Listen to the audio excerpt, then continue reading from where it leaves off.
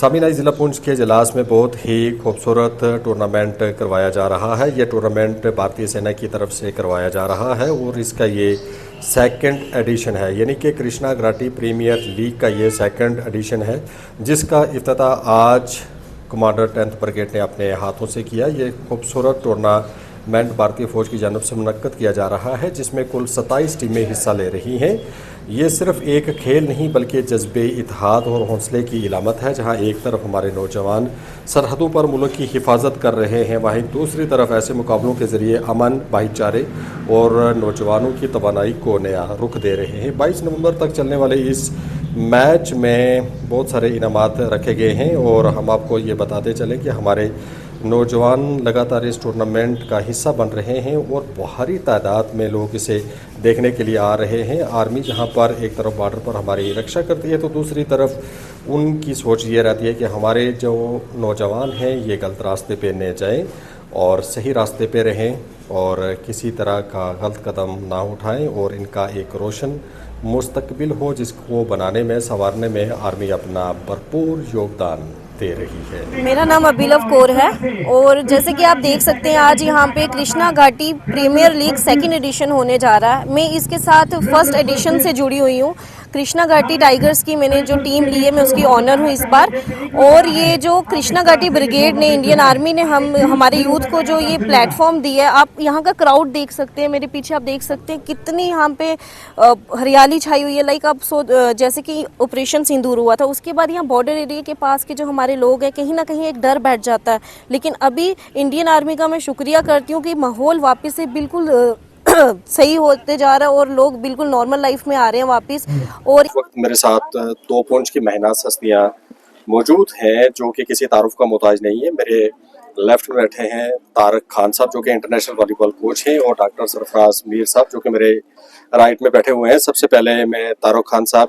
आपने मुझे वक्त दिया, इसके लिए आपका बहुत बहुत शुक्रिया। शुक्रिया सर। सर, बहुत खूबसूरत टूर्नामेंट यहाँ पे हमें देखने को मिल रहा है और आर्मी ने बहुत बड़ा इनिशिएटिव लिया है। हालांकि पिछले दिनों में हालात ठीक नहीं रहे ऑपरेशन सिंदूर की अगर हम बात करें तो ये बॉर्डर से सटा एरिया है, तो क्या कहना चाहेंगे इस इनिशिएटिव के बारे में? सबसे पहले तो मैं 10th ब्रिगेड को मुबारकबाद देता हूँ कि उन्होंने ये इनिशिएटिव लिया ऑपरेशन सिंदूर के बाद। जो आप बेटर इस इलाके को समझते हैं कि ये बॉर्डर से सटा हुआ नहीं बल्कि बिल्कुल बॉर्डर के ऊपर है, बिल्कुल जीरो लाइन पे ये जगह जो है वो आप गूगल पे सर्च करके भी देख सकते हैं, तो ये आधा तो पाकिस्तान में नजर आएगा। उस सिलसिले में मैं इंडियन आर्मी को मुबारकबाद देता हूं कि उन्होंने हमारी इस यूथ को और इस पब्लिक को जो है उस जो एक डर का माहौल जो ऑपरेशन सिंदूर के बाद जो बन चुका था लोगों के जहन में, लोगों ने घर से बच्चों को ज्यादा बाहर निकालना बंद कर दिया था। लेकिन मैं समझता हूं कि ये इंडियन आर्मी का जो इनिशिएटिव उन्होंने ये क्रिकेट टूर्नामेंट करवाने का लिया, कि इनका बेशक ये सेकंड एडिशन है, लेकिन जो इन्होंने वक्त चुना है, जो टाइम चुना है, ये इस ऑपरेशन सिंदूर के बाद निहायत ही अहम वक्त जो है इन्होंने चुना है, जिससे कि हमारा यूथ जो है वो वापस जो एक डर का माहौल उनके अंदर जो पैदा हो चुका था उससे निकलने में कामयाब रहेंगे। और आज आप देख रहे हैं कि काफी तादाद में लोग जो हैं वो इस मैच को भी देखने आए और बहुत ज्यादा टीमें जो है इसमें पार्टिसिपेट कर रही हैं। मैं समझता हूँ ये बहुत खुशहाइन बात है और खास करके हमारे यूथ के लिए, जो कि इस वक्त आप देखते हैं कि बहुत सी बुरी आदतों में फंसा हुआ है। और खास करके बॉर्डर में बहुत सी एजेंसियां ऐसी होती हैं जो हमारे इस यूथ को जो है इसकी एनर्जी को गलत तरीके से यूज करना चाहती है। खास करके इस वक्त आप देखें ड्रग एक ऐसी लानत जो है हमारी सोसाइटी में आ चुकी है, जिसकी वजह से मैं समझता हूँ कि हमारा यूथ जो है बहुत से गलत रास्तों में जा चुका है। तो उसको इस लानत से भी बचाने के लिए और अपने मुल्क और अपनी कौम को मजबूत करने के लिए ये जो स्पोर्ट्स का एक माध्यम जो इंडियन आर्मी ने चुना है, मैं समझता हूँ कि इससे बेटर माध्यम कोई नहीं हो सकता जो कि इस यूथ को जो है वो बेटर नगर में एंगेज कर सके। जी जी, थैंक यू सर। सरफराज साहब, आज के यूथ की जिस तरह से डॉक्टर अपना तारक साहब ने जो है वो बात की है कि दूसरी तरफ जा सकता है, यानी कि गलत रास्ते पे वो जा सकता है, तो ऐसे में इस टूर्नामेंट जो कि आर्मी की तरफ से इनिशिएटिव लिया गया है, तो यूथ के नाम आपका क्या पैगाम रहेगा सर? बिल्कुल, सबसे पहले मैं शुक्रिया अदा करना चाहूंगा आपका और एक चीज जरूर कहना चाहूंगा कि मुबारकबाद देना चाहता हूं इंडियन आर्मी को स्पेशली कि ये जो कृष्णा घाटी प्रीमियर लीग जो सेकंड एडिशन जो है इस बार हो रहा है, और जब फर्स्ट एडिशन हुआ था और अगर देखा जाए, अगर टोपोग्राफी के हिसाब से देखा जाए और इस पीर पंजाल को देखा जाए, तो ये ग्राउंड जो है वो बिल्कुल LOC के बिल्कुल बगल में है और यहाँ पे टूर्नामेंट कराना और सिटी में कराने में जमीन आसमान का फर्क है। और लेकिन यहाँ पे इतना सक्सेसफुल, और मुझे लग रहा है कि लास्ट जो हमारा ऑडिशन हुआ था कृष्णा घाटी प्रीमियर लीग का, उसमें 13 करोड़ प्लस लोगों ने इसको देखा था, लाइव चल रहा है। और ऐसा नहीं है, मुझे लग रहा है कि थ्रू आउट इंडिया यहाँ देख रहा है इस टूर्नामेंट को। और मैं ये बताता चलूं कि यहाँ के जितने भी हमारे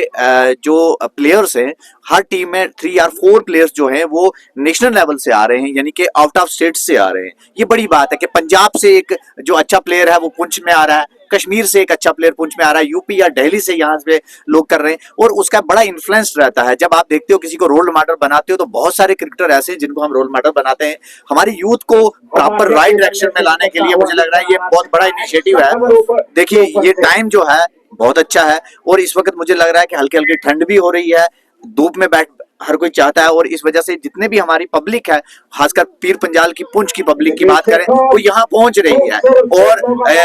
सही कहा है कि say no to drugs, yes to sports, और इंडियन आर्मी ने वो करके दिखा दिया कि यहाँ पे इतने लोगों को जोड़ दिया है अपने साथ। और मुझे लग रहा है आज फर्स्ट डे है, ओपनिंग सेरेमनी है, उसमें भी हर तरफ देखेंगे तो हजारों लोग यहाँ बैठ के और यूथ इन्वॉल्व होकर यहाँ बैठी हुई है।